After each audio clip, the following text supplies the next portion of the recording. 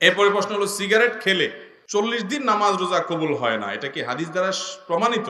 ধূমপানকারীর মুখ থেকে যে দুর্গন্ধ হয়, ধূমপানকারী নিজে যারা আছেন, আমি মাঝে মধ্যে বলি ভাই, নর্দমার কাছে ড্রেনের কাছে গিয়ে একটু ড্রেনের গন্ধটা শুকে এরপর নিজের মুখের গন্ধটা শুকে দেখেন যে ওইটার চাইতে আপনার মুখের গন্ধ মারাত্মক।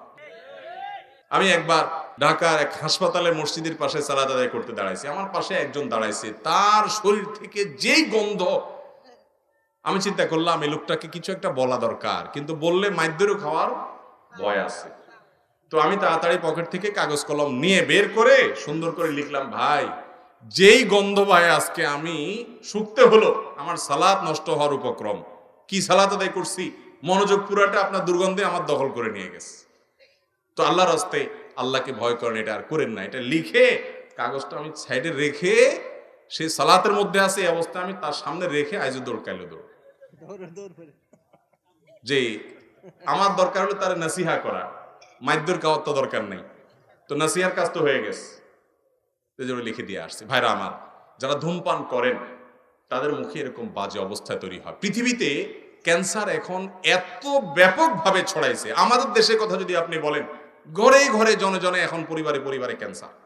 এবং ক্যান্সারের অন্যতম বড় কারণ হলো এই ধূমপান এবং জর্দা।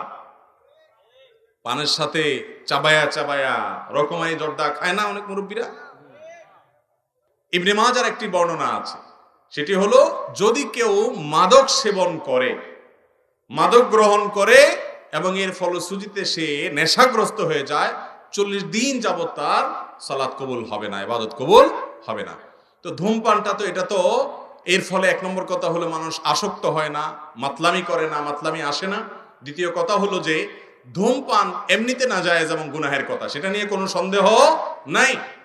কিন্তু এটা এরকম না যে এটাকে মাদকের মধ্যে ফেলা যায়, এবং এর কারণে আসকারা হাদিসে আসছে, শুধুমাত্র শারিবাল খামর না, মানে শারিবাল খামর বা আসকারা, পদ পান করলো এবং নেশাগ্রস্ত হয়ে গেল, তার 40 দিন ইবাদত কবুল হবে না। অতএব ধূমপানকারীর জন্য এটা প্রযোজ্য না, কিন্তু এর মানে এই না যে ধূমপান করা জায়েজ কাজ বা গুনাহ হবে না, এটাও অবশ্যই না জায়েজ এবং গুনাহের কথা।